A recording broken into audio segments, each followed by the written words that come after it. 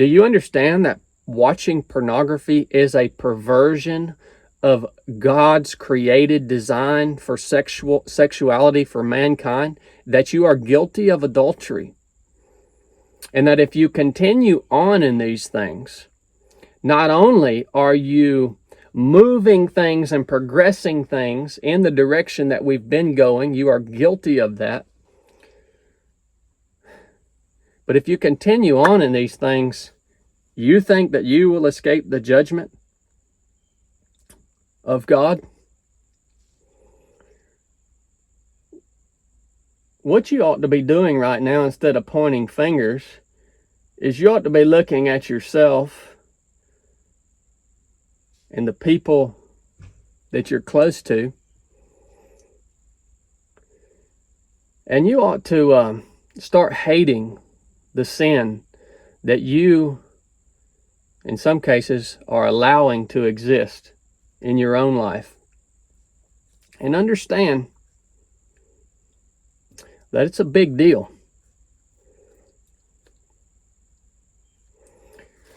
Word there in Hebrews 10:25 is blepo in the Greek. I want to talk about that a little bit. It's the plural form of that word should be understood as you are seeing or you are perceiving.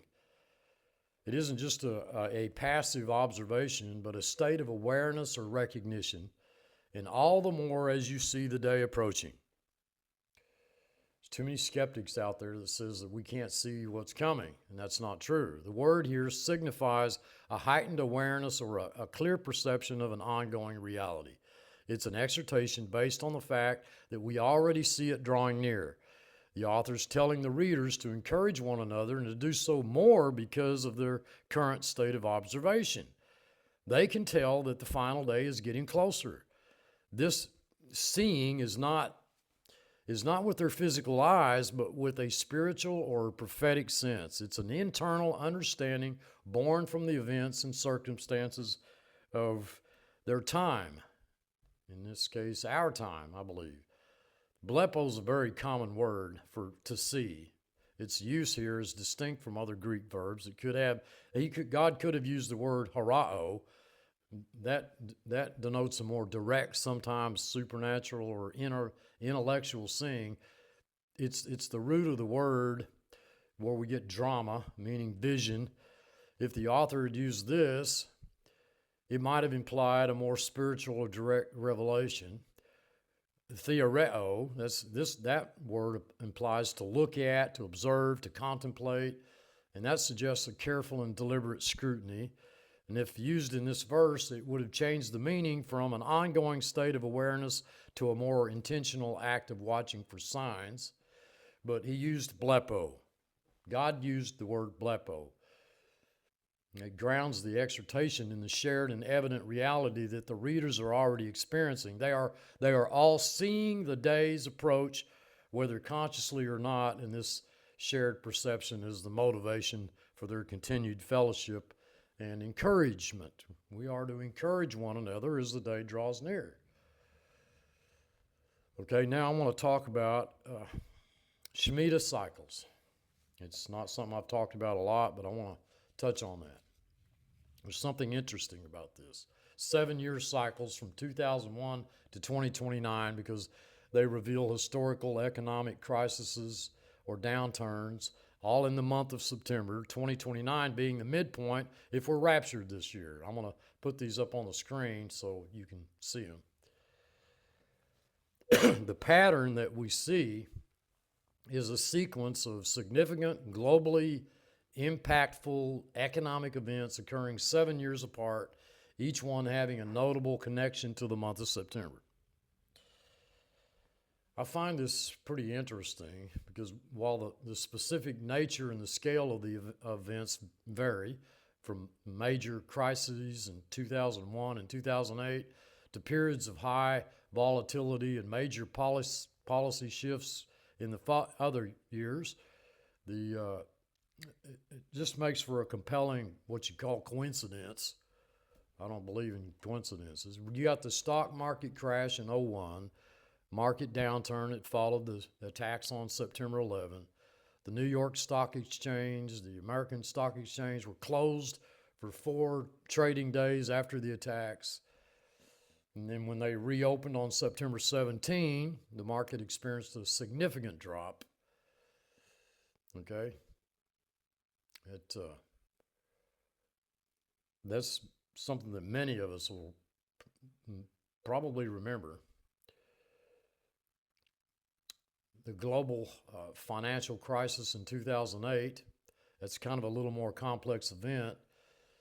But, while the crisis began to unfold earlier with signs of distress in the U.S. housing market in 2007, the most significant moment that triggered a worldwide panic was the bankruptcy of the Lehman Brothers, a major investment bank, who wound up filing for bankruptcy on September 15, 2008.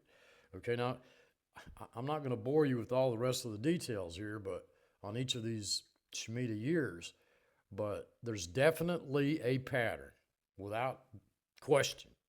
And where that pattern goes back for the last 7 is pretty interesting. At least I found it interesting, and I want to kind of touch on that. So the years are 2001, 2008, 2015, 2022, 2029. So as you know, I hope you do, we're in 2025. The next Shemitah year will begin in September 2028, end in September 2029. Okay, that's the midpoint on our timeline, which ends the Antichrist reign, begins the 1290, 1335 day counts to the kingdom. So based on the 7-year cycle of Shemitah years, the next one after 2028, 2029 will be in 2035, 2036. Okay? So, the 2 Shemitah years before the 01 cycle would be 1993, 1994, and 1886, 1986, 1987. So the period from the beginning of the 1993-1994 Shemitah year to the end of 2036, that encompasses 7 full Shemitah cycles, okay? 1993 in Jewish history, what happened? Well, the most significant event in Jewish history in 1993 was the signing of the Oslo Accords on September 13. This was a groundbreaking moment because the Israeli government and the Palestine Liberation Organization, the PLO, they formally recognized each other for the first time. There was this handshake for peace. The agreement was signed at the White House with President Bill Clinton presiding over that, and there was this historic handshake between the Israeli Prime Minister, Rabin, and the PLO chairman, Arafat, and that was supposed to usher in a new area, of peace. Okay, the Accords established the framework for a Palestinian authority to govern parts of the West Bank and the Gaza Strip with the goal of a permanent peace settlement to be negotiated over a 5-year interim period. Well, we know what happened to that. And we have Israel and the Vatican established diplomatic relations. That's in 1993.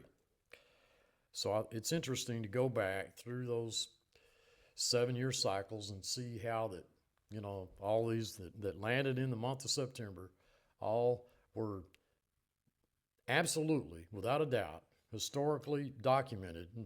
They were related to significant downturns in the economy. That's I guess just my point, as well as other things. Okay, now I want to talk about this weird thing in the sky. Some of you probably, are aware of it already. I've talked a little bit about it, haven't talked a whole lot about it. There's a whole lot of videos out there on it, 3i Atlas. And this is what's weird about it. We don't know what it's acting like. I mean, we know it's not acting like a comet. It is one of the 3 interstellar objects that we've discovered That's for the reason for the word, the I letter, interstellar, 3i Atlas. We don't know what this thing is. I mean, it's really having, or we're finding these astronomers are really scratching their heads over everything that's occurring with this object. And what interests me is the timing of it all. So this 3i Atlas, a fascinating interstellar visitor, has shown some truly unusual behavior, color changes being one of them. This is what caught my interest. Okay? I want to talk about first the coal black initial state of that thing, whatever it is.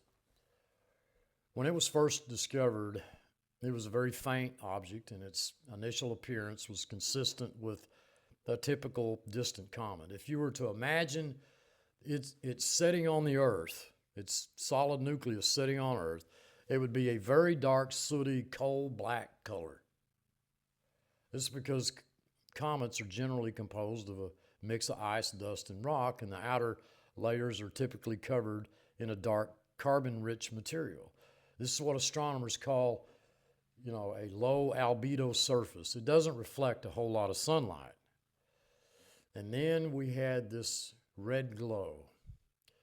Just in the first few weeks after its discovery, as it began to get closer to the sun and warm up, its coma was observed to have a reddish hue. And this reddish color is not uncommon for comets. It's caused by the scattering of sunlight off of tiny dust particles in the coma. Okay, they were scattering more red light than blue light, giving the comet a reddish appearance. Now, this suggested that the comet was beginning to wake up and shed some of its outermost layers of dust. And then there's a green, emerald green transformation. The most significant and surprising event was the comet's transition from red to green. This is a very rare and dramatic change for a comet. The green color is not due to reflected sunlight, but it's a phenomenon known as gas emission fluorescence. So as the comet gets closer to the sun, the intense solar radiation heats up its nucleus, causing volatile ices to sublimate and release various gases. So in the case of this particular thing, this green glow is a telltale sign of the presence of specific molecules. Don't need to go into those, but when these molecules are exposed to solar radiation, they become excited, and then they emit light at specific wavelengths, with the strongest emissions falling in the green part of the spectrum. So there's a scientific reason for the color changes, folks. Okay, but what I'm listen to me here a minute. Okay, God works through science. God works through natural laws. Okay. It appears to be changing in a way that is not fully understood, and the steep increase in gas production is highly unusual for a comet at its distance from the sun. But now we have the expected white appearance. It's expected to turn white, okay? There's a prediction that it will turn white. That's based on the idea that as it gets even closer to the sun, a different thing will dominate. The green glow from the gas emission will continue, but the comet is expected to also become significantly brighter from a massive increase in dust production. As more and more dust particles are released from the nucleus, they'll begin to dominate the scattered sunlight.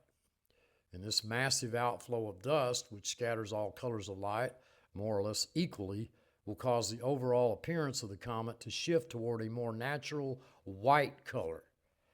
The sheer volume of dust would effectively drown out the specific green emissions from the gas molecules, and this white phase would signify the comet's peak activity as it makes its closest approach to the sun. Okay, now, So what colors are we looking at? Black, red, green, and white.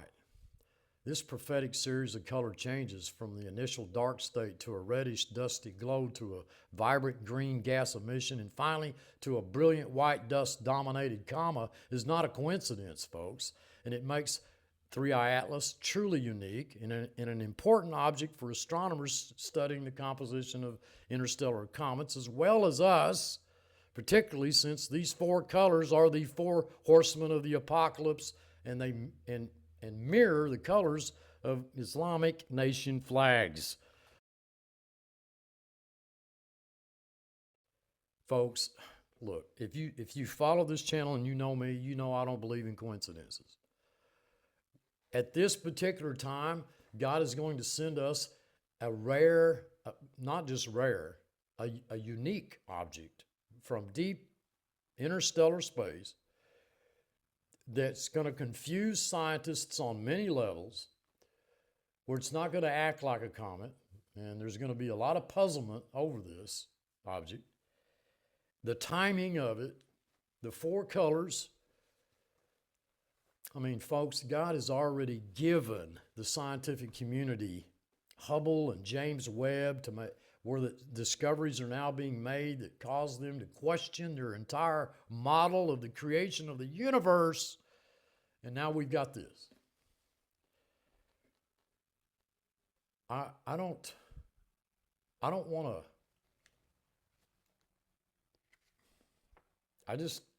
I don't want to let. I can't not mention this. So I don't really know what else really much to say about it, except that I just want to emphasize the fact that God is in control. He said that there would be signs in the heavens, observable signs. That's not the word blepo. That's the word arao, okay, I believe. That's the more physical seeing. So we've got the blepo, we've got the internal, look at it this way, internal seeing, the outward physical seeing, both of these at play at this particular time. I do believe that we are, if not going home this month, I believe we are nearing the end without a question. There's no doubt about it. I have never been dogmatic about any date. I've only proposed, right, all the way back since I started this channel, right from the beginning, all I've ever done is propose the most logical sequence of days along a timeline based upon the available evidence. That's all. That's all I've ever done. I called a timeline bulletproof once because why? What did I mean by bulletproof? That this was I was dogmatic about the date? No, but that the factual data concerning the timeline was correct, which it was. And it's bulletproof, and no one could disprove that. It is amazing where we've traveled, where we've come since 2017. This channel began in 2016. And where we've come since then, now this September 23rd being the eight-year anniversary of the Revelation 12 sign, just think about everything that's occurred, everything that's taken place. And the number of people, the number of watchmen, the number of Christians around the world that had their sights set on September 23rd. The four colors, the colors of the four horsemen of the apocalypse. Really? This is a fascinating connection to draw, folks, and it adds a powerful layer of symbolism to the scientific observations of 3i Atlas. It's a wonderful example of how we often use mythology and narrative to make sense of and add meaning to real-world phenomena. The colors of the four horsemen of the apocalypse, as traditionally interpreted from the book of Revelation chapter 6, they are white, that's conquest, pestilence, red is war, black's famine, pale green is death. Just compare these to the color progression of Comet 3i Atlas, and you'll see what I'm talking about. You know, that transformation to emerald green, that aligns with the color of the fourth horseman, Death, who rides a pale or ashen horse. And while the biblical text is not specific about a vibrant green, many modern interpretations and artistic depictions show Death's horse as a sickly greenish color. The green color, no, believe me, I know horses and that ain't normal, okay? So that makes the parallel to Death particularly fitting. And then you have the white stage. This matches the color of the first horseman, Conquest, or Pestilence, who rides a white horse. And this in the final brilliant white phase would represent the comet's peak activity. It's full power unleashed as it makes its closest approach to the sun. Hiding the land of Jesus. There's a YouTube channel called Leaving Babylon, and this woman discovers that there is land between Russia and North America that they're hiding, and that it's called the land of Jesus. Her video is like an hour and a half. I can't take any credit for this because she did all the legwork. I'm just summarizing what she did. You should go to her YouTube, follow her. She has some good stuff. All right, let's get into this. This map is by Caesar Cassani. Came out in the 1670s. Now check this out. This over here is California. And if you notice, California is completely split away from America. This is America. And this right here is the Terra de Isu. Now, what does that mean? What does Terra de Isu mean?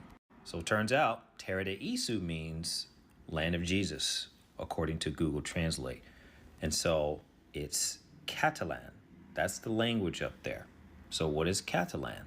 Catalan is an ancient Western Romance language, an official language in Andorra, Catalonia, and the Balearic Islands. So essentially, it's a vulgar Latin in the Carolingian Empire. So it's a form of Latin, a spin-off of Latin. So back to the map, land of Jesus. That's what that means, and that's what it says, clear as day. Now, there is a strait here, and some people are like, oh, wait, this is just Alaska. This might just be Alaska. It's possible. It's possible that this is just Alaska. But there are a couple of maps that have a strait here and a strait here over here by Russia. So let's look into that. This map is from the cartographer Thomas Campanillas, and it came out in 1702. All right. Mer de Isu, Sea of Jesus. Terra de Isu, land of Jesus. Now look at this. This over here is, it says the Strait of Anian, or Anian. Okay. And this says the Strait of Uris. Hold on. This is a huge landmass between America, California, and Russia. Japan is over here. All right. But even if it is Alaska, it was previously the land of Jesus, according to the Google Translate and according to the maps. But there could also be land somewhere in the Pacific that is missing, that was taken from the maps. And we know they take stuff off the maps. Hold on, let me show you. They lied about the shape of the earth. Jesus Christ. But what led me to Jesus was first discovering the opposite of Jesus. A dark religion that has been covertly consuming the entire world since the beginning of time. It's cleverly disguised itself in many forms and has hijacked almost everything good on earth. I discovered that the opposite of this dark religion is Jesus. And what exactly is the opposite of Jesus? It's called Kabbalah.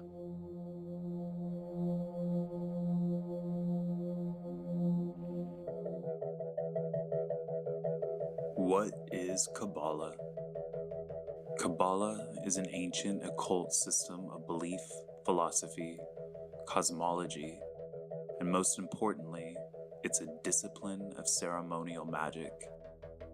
It is vital to understand that Kabbalah is the antithesis to biblical Christianity and fundamentally opposes Jesus Christ as God.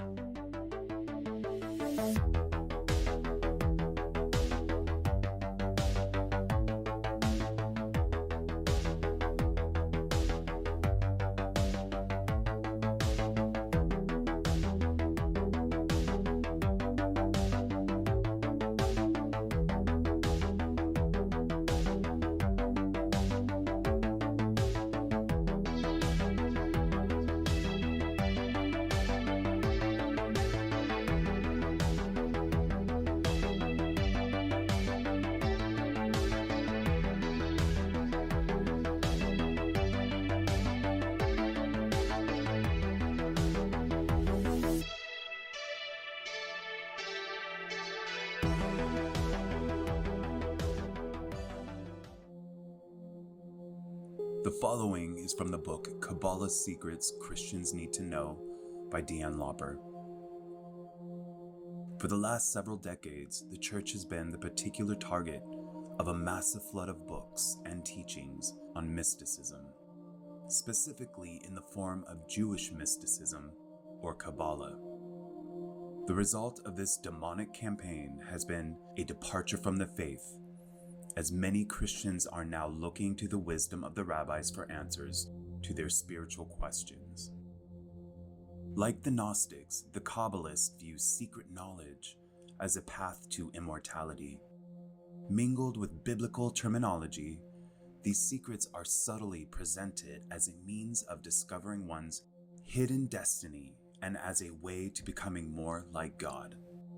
Even as mystical teachings are being covertly brought into the church, what is more astonishing is that many rabbis are openly proclaiming Kabbalah as the only salvation of the world, and that this salvation can only be brought about by a global adherence to the law. This book will attempt to uncover the deception by giving a detailed description of what Kabbalah is and equip believers to recognize it in its morphed form of Christianity. It will also demonstrate that the God of today's Babylonian and Kabbalistic Judaism is not the God of the Bible, and that the current convergence of Christians coming under rabbinic authority will bring them not to the one true God of the Bible, but to the subservience of the God of Kabbalah, Ein Sof, and to its hierarchy of gods. This book will further show that the God of Kabbalah is none other than Lucifer, the serpent and angel of light, whom the sages prophesy will restore knowledge to humanity on a global scale, just as he did in Genesis.